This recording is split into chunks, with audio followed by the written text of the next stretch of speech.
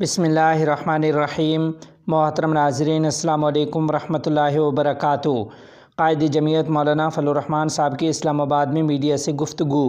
تفصیلات کے مطابق جمعیت علماء اسلام کے سربراہ حضرت مولانا فضل الرحمان صاحب دامت برکاتہم العالیہ نے اسلام آباد میں میڈیا سے گفتگو کرتے ہوئے کہا ہے کہ ہم مثبت جمہوری جدوجہد پر یقین رکھتے ہیں اور پارلیمانی نظام سے وابستہ ہیں اور رہیں گے۔ انہوں نے کہا کہ پاکستان کے خلاف ہر سازش کا مقابلہ کریں گے۔ عالمی قوتیں پاکستان پر کنٹرول حاصل کرنے کی کوشش کرتی ہیں۔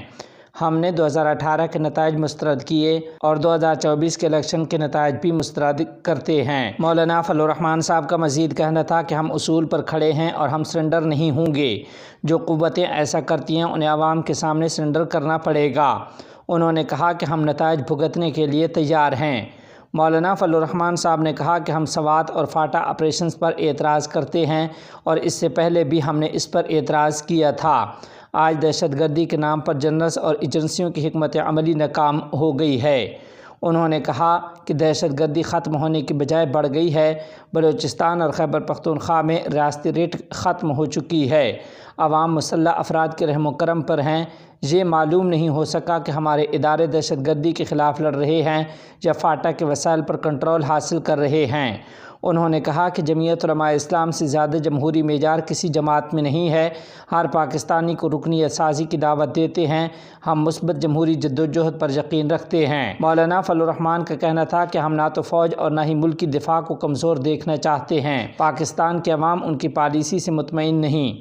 آپ پارلیمان اور سیاسی جماعتوں کو اپنی لونڈی بنا کر رکھنا چاہتے ہیں۔ ہمارے سے زیادہ ذمہ داری ان کے اوپر ہے۔ مولانا فضل الرحمان نے کہا کہ ہم نے افغانستان کے ساتھ راستے کھولے، آج اس پر پانی پھیرا جا رہا ہے۔ آج دیکھ لیں کہ چمن کے کیا حالات ہیں۔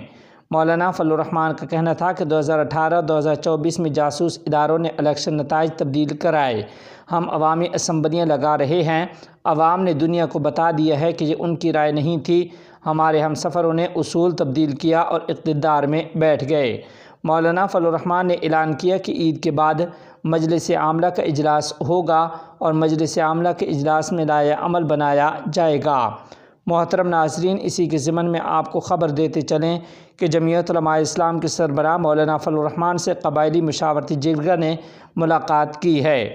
ملاقات میں اپر جنوبی وزیرستان میں مختلف آپریشنز کے نقصانات کا معاوضہ نہ ملنے پر بات چیت کی گئی۔ جاوید مسعود نے ملاقات میں بتایا کہ 80,000 خاندانوں کا سروے ہو چکا ہے، ٹوکن دیا گیا، 48,000 خاندانوں کو نقصانات کا معاوضہ دیا گیا، لیکن باقی ابھی تک رہتے ہیں۔ مولانا فضل الرحمان نے کہا کہ دہشت گردی ایسے ختم نہیں ہو سکتی۔ بارہا دفعہ کہا کہ دہشت گردی کی وجہ سے لوگ مختلف شہروں میں آباد ہو گئے۔ اپر جنوبی وزیرستان کے علاقے مکین میں جلسے کے موقع پر مجھے ایک اسکول میں بٹھایا گیا کیونکہ وہاں سارے گھر تباہ ہو گئے تھے۔ سربراہ جمعیت علماء اسلام نے کہا کہ سابق فاٹا کے لوگوں کے ساتھ لکھ کر وعدہ کیا گیا تھا۔ سابق فاٹا کے لوگوں کے ساتھ ہر سال 100 ارب روپے کا وعدہ کیا گیا تھا، لیکن 8 سال گزر گئے، 100 ارب روپے بھی نہیں لگائے گئے۔ 4 لاکھ روپے میں ایک کمرہ بھی نہیں بن سکتا۔ انہوں نے مزید کہا کہ کیا 4 لاکھ کا کوئی گھر بن سکتا ہے؟ قبائلیوں کے ساتھ ہر مشکل گھڑی میں ساتھ ہیں اور قبائلی جرگہ جلد از جلد بلائیں گے۔ سابق فاٹا میں لینڈ ریکارڈ کے لیے اب تک کوئی اقدامات نہیں اٹھائے گئے۔